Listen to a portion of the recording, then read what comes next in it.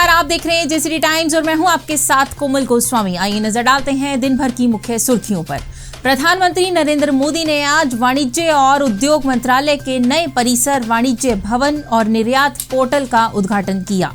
इस मौके पर केंद्रीय वाणिज्य मंत्री पीयूष गोयल भी मौजूद रहे। पीएम मोदी ने कहा कि इन दोनों परियोजनाओं का लक्ष्य सरकारी कामों में तेजी लाना है। भारत का नवीनतम संचार उपग्रह GSAT-24 सफलतापूर्वक लॉन्च। भारतीय अंतरिक्ष अनुसंधान संगठन द्वारा निर्मित GSAT-24 उपग्रह को गुरुवार को फ्रेंच गुयाना यानी दक्षिण अमेरिका के कोरो से फ्रांसीसी कंपनी एरियन स्पेस द्वारा सफलतापूर्वक लॉन्च किया गया है।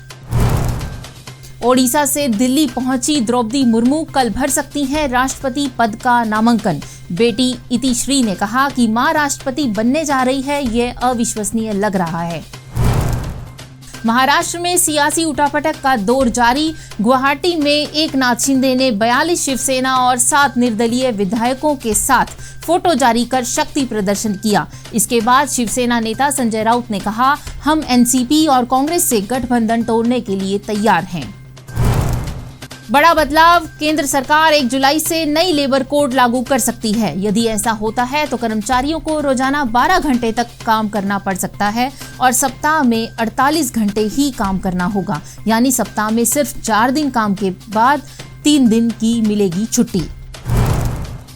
अफगानिस्तान लगातार दूसरे दिन भूकंप से दहला। रिक्टर स्केल 4.3 तीव्रता मापी गई। हालांकि इसमें अभी तक किसी जान माल के नुकसान की खबर नहीं है, जबकि भारी बारिश और बदहाल व्यवस्था के कारण अभियान में काफी मुश्किलें आ रही हैं।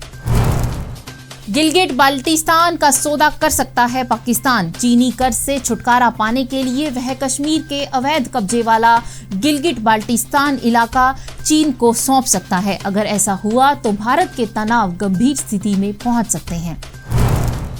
दूसरे देशों की हैकिंग कर रहा रूस। माइक्रोसॉफ्ट का दावा कि यूक्रेन के साथ जंग शुरू होने के बाद से रूस ने यूक्रेन और उसका साथ देने वाले देशों के खिलाफ हैकिंग की कोशिशें तेज कर दी हैं, जिससे रूस ने 42 देशों की खुफिया जानकारी जुटाई है। देश के कई राज्यों में मिले जीका वायरस के सबूत। एक ही नमूने में मिला जीका, डेंगू और चिकनगुनिया। असम में बाढ़ की वजह से 55 लाख लोग प्रभावित। अब तक 101 लोगों ने गंवाई जान। आइए नजर डालते हैं आज के इतिहास पर। वर्ष 1980 में आज ही के दिन दिल्ली के सफदरजंग एयरपोर्ट के पास तत्कालीन प्रधानमंत्री इंदिरा गांधी के पुत्र संजय गांधी की मृत्यु हुई थी। दिग्गज नेता और भारतीय जनसंघ के संस्थापक श्यामा प्रसाद मुखर्जी का वर्ष 1853 में निधन हुआ था।